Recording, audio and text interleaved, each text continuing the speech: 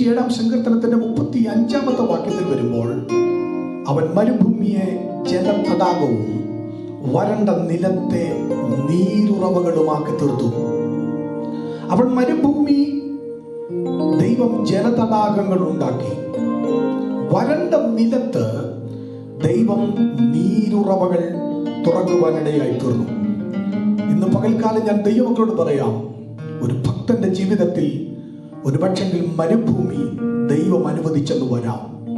എന്നാൽ ദൈവം പലപ്പോഴും നമ്മുടെ ജീവിതത്തിൽ മരുഭൂമിയുടെ അവസ്ഥകൾ, ജീവിതത്തിൽ പ്രതിസന്ധികൾ നിറഞ്ഞ അവസ്ഥകളിലൂടെയൊക്കെ ഒരു പക്ഷെങ്കിൽ ഒരു ദൈവപൈതൽ കടന്നു പോകേണ്ടി വന്നെന്ന് വരാം. അവന്റെ ക്രിസ്തീയ ജീവിതത്തിൽ എന്നും അവന്റെ ക്രിസ്തീയ ജീവിതം ഒരുപോലെ സന്തോഷമായിരിക്കണമെന്നില്ല. എന്നും ഒരുപോലെ ക്രിസ്തീയ ജീവിതം അവന്റെ ജീവിതമാനന്ദമാകണമെന്നില്ല.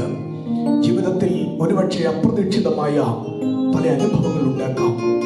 വരൾച്ചയുടെ അനുഭവങ്ങൾ അവന്റെ ജീവിതത്തിൽ ഉണ്ടായേക്കാം.